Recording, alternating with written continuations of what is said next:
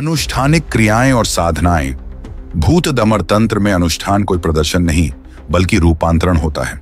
हर गति, हर ध्वनि, हर श्वास एक आध्यात्मिक स्थापत्य का भाग होती है, जिसे सूक्ष्म लोकों में प्रवेश, अदृश्य शक्तियों से सामना और विक्षुब्ध ऊर्जा के पुनः संतुलन के लिए रचा जाता है। इन अनुष्ठानों को साधना कहा जाता है और ये सामान्य ध्यान अभ्यास नहीं होते। ये अत्यंत सटीक क्रियाएं होती हैं जिन्हें विशेष समय, स्थान और मानसिक अवस्था में ही किया जाता है। इनका अभ्यास केवल शुद्धिकरण, मंत्र दीक्षा और ऊर्जात्मक तैयारी के बाद किसी गुरु के मार्गदर्शन में ही किया जाता है। आइए प्रारंभ करें पूर्व साधना चरण से। तैयारी। साधक पहले शारीरिक और मानसिक शुद्धिकरण की एक श्रृंखला से गुजरता है। इसमें उपवास, मौन और ब्रह्मचर्य शामिल होते हैं। स्थान, चाहे वह जंगल हो, श्मशान हो या एकांत कक्ष, को धूप, मंत्रों और जल, अग्नि और राख जैसे तत्वों के माध्यम से शुद्ध किया जाता है। फिर साधक एक रक्षात्मक सीमा रेखांकित करता है जो प्रायः वृत्त या चतुर्भुज रूप में होती है और पवित्र चूर्ण या यंत्रों द्वारा खींची जाती है। ये एक आध्यात्मिक परिधि होती है, एकमात्र ऐसा क्षेत्र जहां अनुष्ठान सुरक्षित रूप से संपन्न हो सकता है। साधक फिर स्वयं को आसन पर बैठाता है, प्रायः उस आत्मा या देवता के अनुसार किसी विशिष्ट दिशा की ओर मुख करके। बंद आंखों और स्थिर श्वास के साथ साधक आंतरिक मौन की अवस्था में प्रवेश करता है। फिर वास्तविक आह्वान आरंभ होता है। इसके बाद आता है मंत्र जप, पवित्र ध्वनियों की पुनरावृत्ति। भूत दमर साधनाओं में यह चरण प्रायः दीर्घ और तीव्र होता है। मंत्रों का जाप चक्रों में किया जाता है, 108 बार, 1008 बार या उससे अधिक। हर चक्र में संकल्प, ध्यान और कंपनात्मक सटीकता होती है। विशेष अंतरालों पर आहुतियां दी जाती हैं। अग्नि में पृथ्वी को आकाश की ओर। इनमें जड़ी बूटियां, अनाज, कपूर, शराब या प्रतीकात्मक वस्तुएं जैसे सरसों के दाने या पशुओं के बाल शामिल हो सकते हैं। कुछ उन्नत साधनाओं में यहां तक कि अस्थि अवशेषों का भी उपयोग होता है जो श्मशान से एकत्र किए जाते हैं और विशेष ग्रहीय संरेखण के अंतर्गत अभिषिक्त किए जाते हैं। कुछ साधनाएं शांतिपूर्ण होती हैं। साधक उस आत्मा का आवाहन कर सकता है, उसे प्रतीकात्मक भोजन, प्रकाश या मंत्र ऊर्जा अर्पित करता है और उसे मुक्ति की ओर मार्गदर्शित करता है। ये अनुष्ठान करुणा से परिपूर्ण होते हैं। उद्देश्य वश में करना नहीं बल्कि मुक्त करना होता है। अन्य साधनाएं अधिकार आधारित होती हैं। इनमें आत्मा को एक प्रतीकात्मक पात्र में बांधा जाता है, एक यंत्र, एक खोपड़ी, एक सीलबंद डिब्बा, विशेष मंत्रों और मुद्राओं के प्रयोग से। इसके बाद साधक शर्तें निर्धारित कर सकता है, कार्य सौंप सकता है या आत्मा को किसी रक्षक देवता को सौंप सकता है। फिर विनाशकारी साधनाएं होती हैं। ये सबसे दुर्लभ और सबसे खतरनाक होती हैं। केवल तब प्रयुक्त होती हैं जब कोई आत्मा शत्रुतापूर्ण हो गई हो, आध्यात्मिक नियमों का उल्लंघन कर रही हो या दूसरों के लिए खतरा बन गई हो। ऐसे अनुष्ठानों में साधक किसी उग्र देवता का आवाहन करता है, उनकी ऊर्जा को अग्नि, मंत्र और मुद्रा में प्रवाहित करता है और आत्मा के ऊर्जात्मक शरीर को प्रतीकात्मक रूप से या वास्तविक रूप से नष्ट कर देता है। इन सभी विविधताओं के बीच एक नियम सदा अपरिवर्तित रहता है: समापन। कोई भी भूत दमर अनुष्ठान उचित सीलिंग के बिना पूर्ण नहीं होता। स्थान को पुनः शुद्ध किया जाता है, रक्षकों को आहुतियां दी जाती हैं और साधक प्रारंभिक मंत्रों को उलटता है, मानो एक आध्यात्मिक द्वार को बंद किया जा रहा हो। यदि ऐसा नहीं किया गया तो साधक ऊर्जा के द्वार खुले छोड़ देता है, जिससे अनुष्ठान के समाप्त हो जाने के बाद भी व्यवधान आमंत्रित हो सकते हैं। ये अनुष्ठान कभी भी हल्के में नहीं किए जाते। ये आध्यात्मिक सेवा, कर्म में हस्तक्षेप और गहन व्यक्तिगत जोखिम के कार्य होते हैं, परंतु अपने सर्वोच्च रूप में ये उपचार की क्रियाएं भी होते हैं।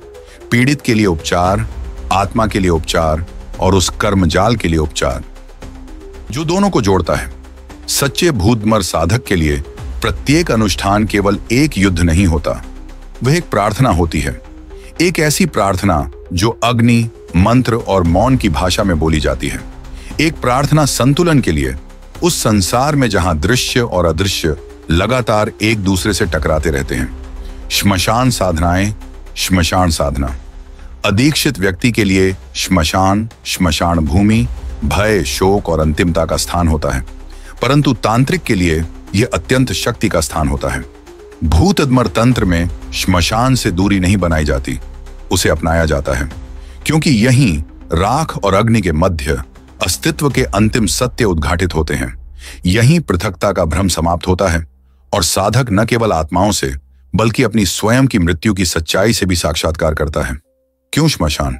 क्योंकि तंत्र में रूपांतरण तभी संभव है जब साधक आराम और माया की सीमाओं से परे जाता है। श्मशान एक सीमांत स्थल है, दुनियाओं के बीच की दहलीज। यह प्राणिक विघटन और मुक्त होने की एक स्वाभाविक ऊर्जा से युक्त होता है। आत्माएं यहां अक्सर ठहरती हैं, अधूरी ऊर्जा यहां मंडराती है, पर यह वही स्थान भी है जहां अहंकार का अंत होता है।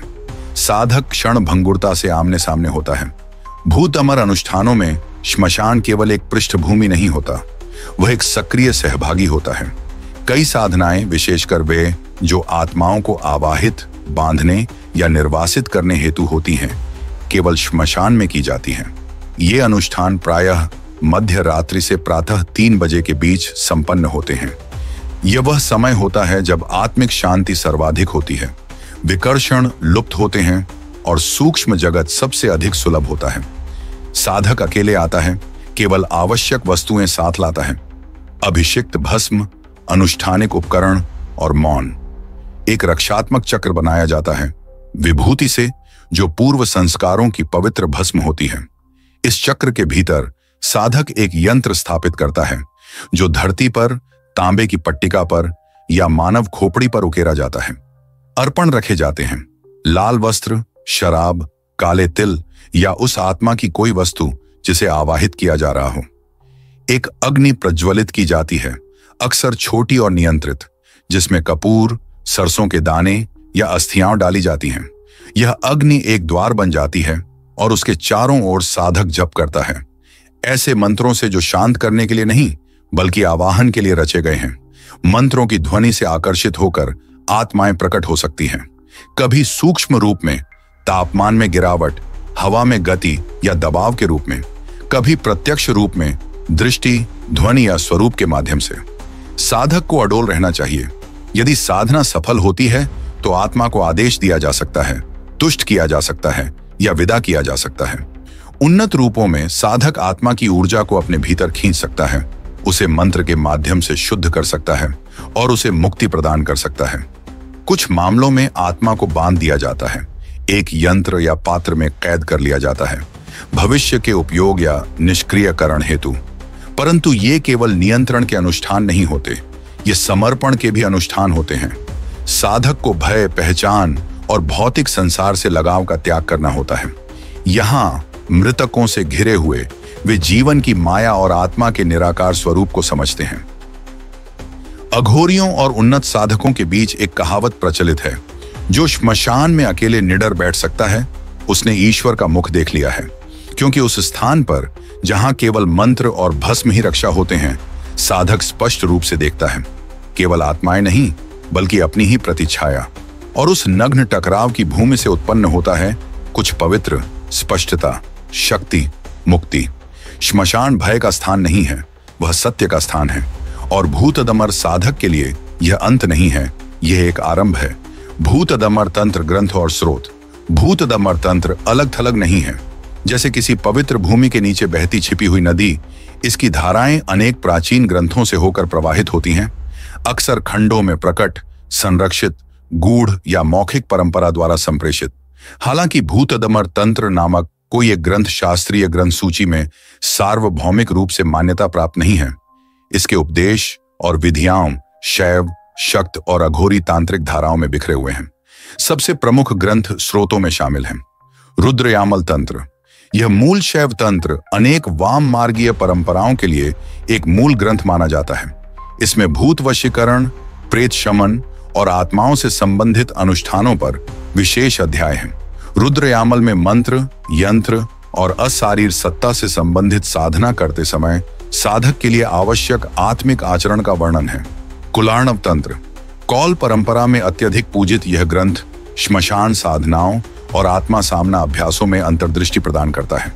यह भूतदमर नाम से स्पष्ट उल्लेख नहीं करता, परंतु इसमें वर्णित कई भूत शुद्धि और आत्मरक्षा, आत्मारक्षण, की विधियां भूत दमर अनुष्ठानों से घनिष्ठ रूप से मेल खाती है। तंत्र सार अभिनव गुप्त द्वारा। यद्यपि यह मुख्यतः दार्शनिक ग्रंथ है, यह सूक्ष्म प्राणियों की प्रकृति और तांत्रिक साधकों के लिए आवश्यक मानसिक अनुशासन पर गूढ़ अंतर्दृष्टि प्रदान करता है। यह पुष्टि करता है कि जो मृत्यु या आत्माओं से भयभीत हैं, वे तंत्र के गहरे रूपांतरण चरणों में प्रवेश नहीं कर सकते। भैरव तंत्र और भैरवीय आगम। भैरव को समर्पित विभिन्न आगमों में आत्मा नियंत्रण, रक्षण विधियों और विनाशकारी मंत्रों पर खंड होते हैं। ये प्रायः क्षेत्रीय होते हैं और कश्मीर, बंगाल तथा हिमालयी क्षेत्रों में ताड़पत्र पांडुलिपियों या मौखिक परंपरा के माध्यम से संरक्षित हैं। स्थानीय ग्रंथ और क्षेत्रीय ग्रंथावली।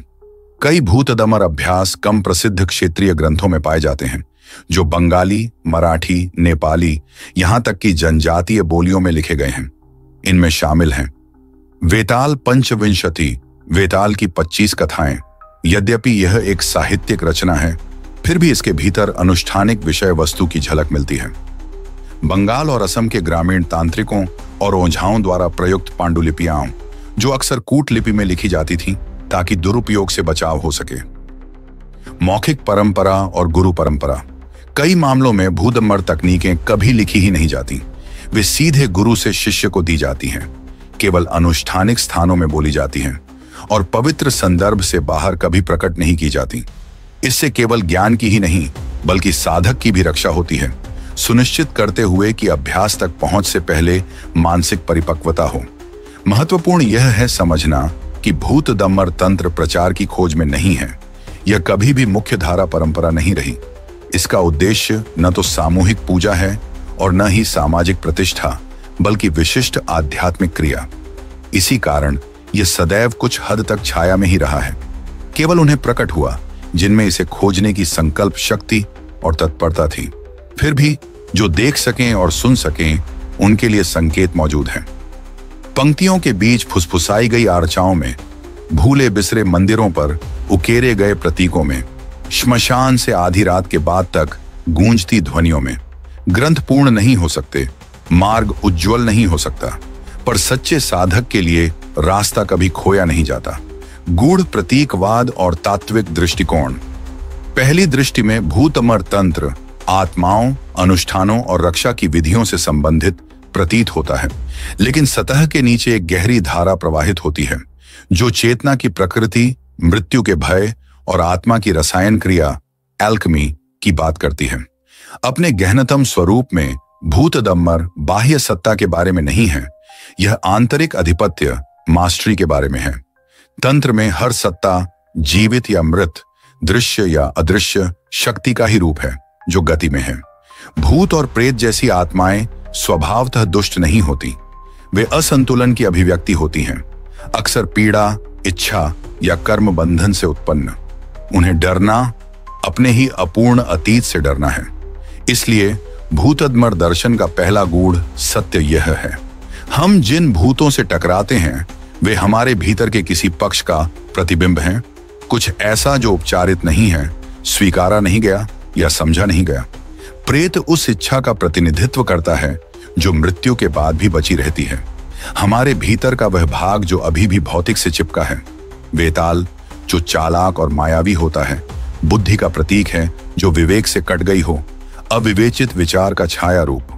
चुड़ैल जो विश्वासघात या उत्पीड़न से उत्पन्न होती है, अन्याय और भीतर की ज्वाला का प्रतीक बनती है। जब साधक इन आत्माओं का सामना मंत्र और अनुष्ठानों के माध्यम से करता है तो वह वास्तव में अपने ही भय, संदेह, अहंकार और आसक्ति से जूझ रहा होता है। बाहरी संघर्ष आंतरिक संघर्ष का मानचित्र बन जाता है। यहां तक कि श्मशान का भी प्रतीकात्मक महत्व है। यह केवल दाह का भौतिक स्थान नहीं है, यह अहंकार का दहन है, माया की मृत्यु है, रूपांतरण का क्षेत्र है। जब साधक श्मशान में साधना करता है तो वह केवल भौतिक स्थल पर नहीं बल्कि एक पारलौकिक परिदृश्य में प्रवेश करता है, जहां समय विलीन हो जाता है और आत्मा नग्न हो जाती है। इस प्रणाली की मूल शिक्षाओं में से एक है अद्वैत का दृष्टिकोण। जैसे तंत्र सब में दिव्यता देखता है, यहां तक कि विष, मृत्यु और अंधकार में भी, उसी प्रकार भूतदमर मुक्ति को टकराव के माध्यम से देखता है।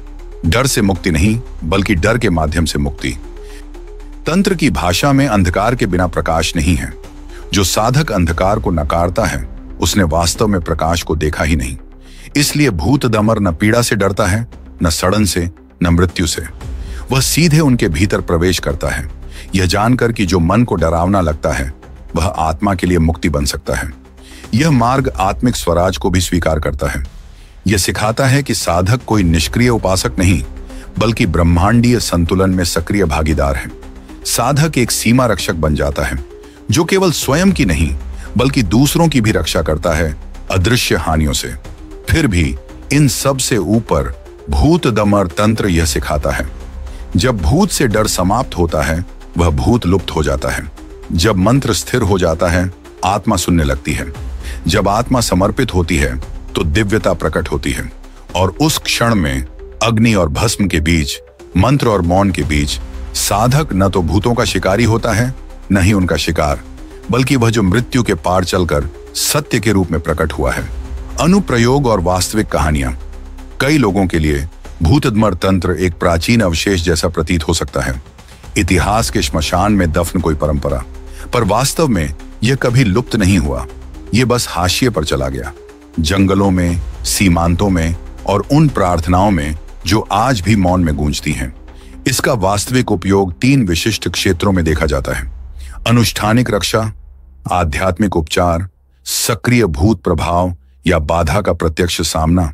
भारत के ग्रामीण क्षेत्रों, बंगाल, असम, ओडिशा और नेपाल के कुछ भागों में तांत्रिकों और ओझाओं से आज भी आत्माओं के कारण उत्पन्न व्यवधानों के लिए परामर्श लिया जाता है। ये कोई सिनेमा की कल्पनाएं नहीं हैं, बल्कि गहराई से अनुभूत सच्चाइयां हैं। ऐसी बीमारी जिसका कोई चिकित्सकीय कारण नहीं मिलता, लगातार दुःस्वप्न आना, घर में अचानक शांति का टूट जाना। ऐसे मामलों में एक तांत्रिक साधक एक निदानात्मक अनुष्ठान कर सकता है, मंत्रों और अंतर्ज्ञान के माध्यम से कारण को पहचानने का प्रयास करता है। यदि कारण प्रेत या पितृदोष से संबंधित हो तो शांतिप्रद अनुष्ठान किए जाते हैं, आहुतियां दी जाती हैं, अग्नि प्रज्वलित की जाती है, आत्मा की मुक्ति हेतु मंत्रों का जाप किया जाता है। यदि आत्मा शत्रुतापूर्ण या चालाक हो, जैसे वेताल या निम्नतर सूक्ष्म जीव, तो बांधने का अनुष्ठान, बांधन क्रिया किया जा सकता है। एक प्रामाणिक घटना ग्रामीण बंगाल से। एक गांव में बार बार अस्वाभाविक मृत्यु और पशु हानि की घटनाएं हो रही थीं। एक स्थानीय तांत्रिक ने निर्धारित किया कि यह भूमि पूर्व में किसी अधूरे तांत्रिक अनुष्ठान के लिए प्रयोग में लाई गई थी। एक द्वार, पोर्टल खुला छोड़ दिया गया था। भूत अमर की विधियों का उपयोग करते हुए साधक ने वहां 3 रात्रियों तक अनुष्ठान किए, जिसमें अग्नि आहुतियां और एक सीलिंग यंत्र को भूमिगत रूप से स्थापित करना शामिल था। व्यवधान समाप्त हो गया, मृत्यु रुक गई, गांव सामान्य जीवन की ओर लौट गया, बिना यह जाने कि दृश्य और अदृश्य के बीच की सीमा कितनी पतली हो गई थी। परंतु भूतदमर तंत्र केवल बाहरी बाधाओं को दूर करने तक सीमित नहीं है। व्यक्तिगत कहानियों में यह प्रणाली भीतर की ओर भी लागू होती है। मानसिक आसक्ति, स्थायी भय, यहां तक कि आत्महत्या की प्रवृत्ति को समझने और पार करने के रूप में, विशेष रूप से तब जब इनका संबंध ऊर्जात्मक विक्षोभ से होता है। हिमालय क्षेत्र में कुछ साधु भूतदमर आधारित ध्यान करते हैं ताकि गहरे जड़ित भय को भेदा जा सके। एक साधक ने वर्णन किया कि उसने 7 रात्रियों तक अकेले श्मशान में बैठकर रक्षण मंत्रों का जाप किया, जबकि उसे भयावह दृश्य दिखाई देते रहे। समय के साथ वे दृश्य अपना प्रभाव खोने लगे। उसने कहा, यह भूतों को हराना नहीं था, बल्कि यह जानना था कि वे सदा से उसी के भीतर थे। पर कुछ कहानियां दुरुपयोग की भी हैं, जहां साधक आत्माओं को व्यक्तिगत स्वार्थ के लिए बांधने का प्रयास करते हैं। बदला, धन, नियंत्रण।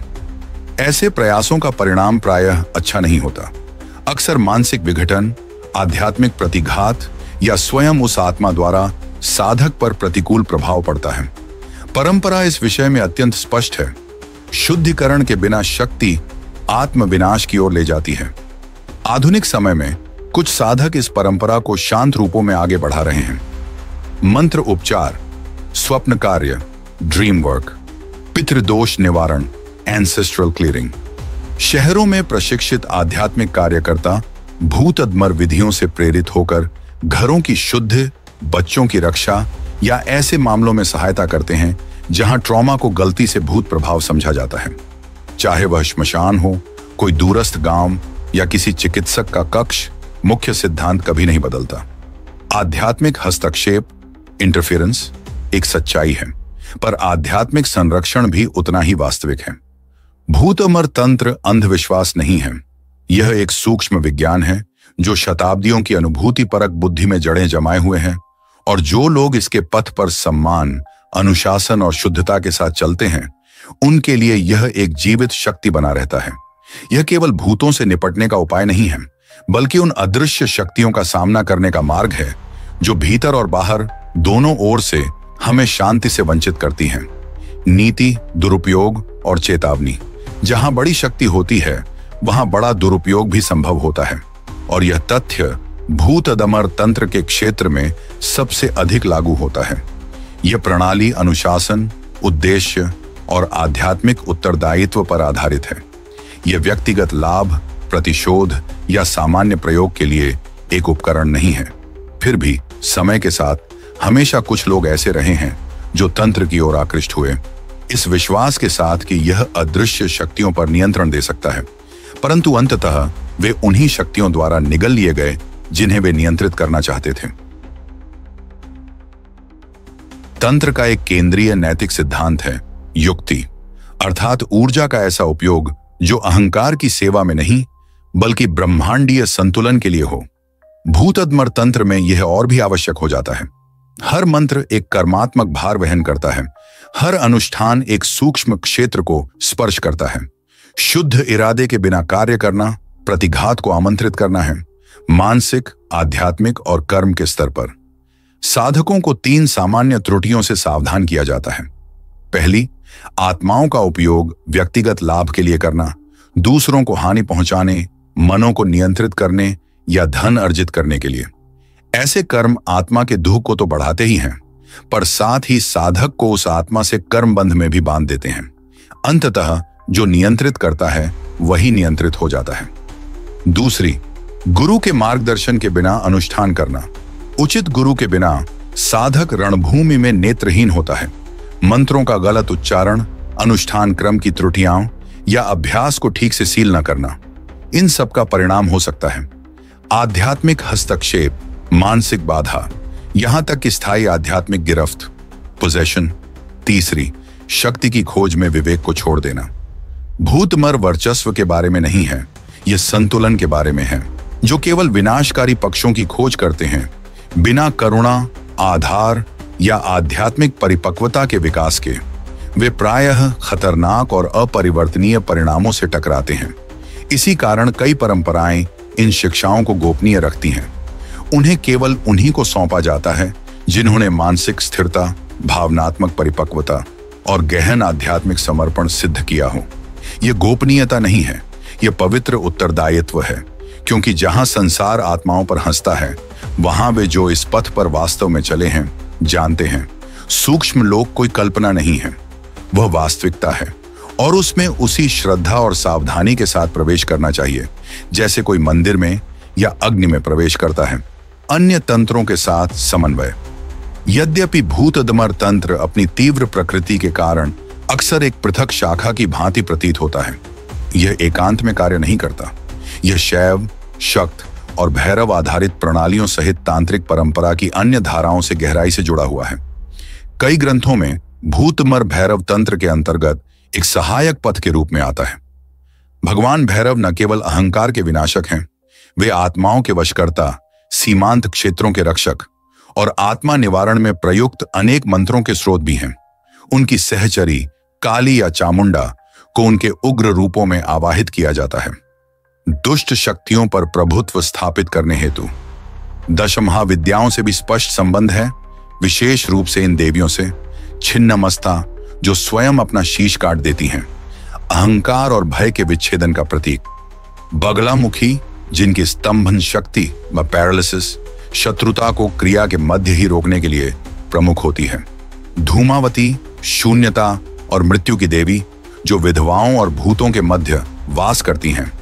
बौद्ध तंत्र में वज्रयान की उन क्रियाओं में भूतमर की प्रतिध्वनि सुनाई देती है, जहां डाकिनियां, रौद्र रक्षक और छड़ अभ्यास सम्मिलित होते हैं, जिसमें साधक अपने शरीर को आत्माओं को अर्पित करता है, अहंकार से अंतिम मुक्ति के रूप में।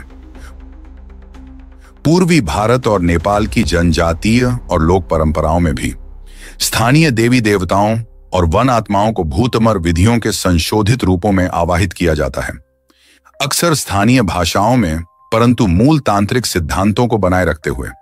इसलिए भूतमर कोई सीमांत शाखा नहीं है, ये एक छिपा हुआ तंतु है जो एक विशाल तांत्रिक वस्त्र का हिस्सा है, एक ऐसा तंतु जो उन विषयों को संबोधित करता है जिनसे अन्य मार्ग अक्सर बचते हैं, भय, मृत्यु, बाधा और वे मानसिक युद्ध जो हमारी आंखों के पीछे होते हैं। जब इसका अभ्यास उत्तरदायित्व पूर्वक किया जाता है तो यह अन्य तांत्रिक पथों को सुरक्षा, स्पष्टता और ऊर्जात्मक नियंत्रण प्रदान करता है। शक्ति, भय और मुक्ति। अंततः भूतमर तंत्र भूतों के बारे में नहीं है, यह न तो केवल विनाश है, न ही रात में किए जाने वाले रहस्यमय अनुष्ठान। यह कुछ और अधिक मानवीय है। भय पर अधिकार का मार्ग यह एक मूल प्रश्न पूछता है, तुम किससे भागते हो? क्या है वह जो तुम्हें डराता है, बाहर भी और भीतर भी? मृत आत्माओं की चेताएं, मन की छायाएं, भूतकालिक कर्म की अनकही प्रतिध्वनियां, ये सभी भूत हैं। और तंत्र विशेषतः भूत दमर छुपने का नहीं, टकराने का मार्ग देता है, दमन का नहीं, रूपांतरण का।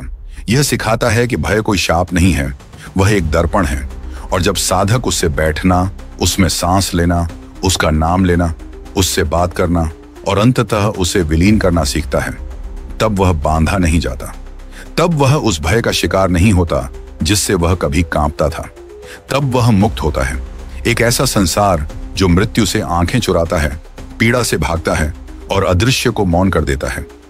उसमें भूतमर तंत्र एक कठोर पर पवित्र स्मृति बनकर उभरता है कि आध्यात्मिक पथ सदैव प्रकाश और आराम नहीं होता, कभी वह भस्म और अग्नि होता है, मौन और चीख, पर उस सब के पार वह वास्तविक होता है।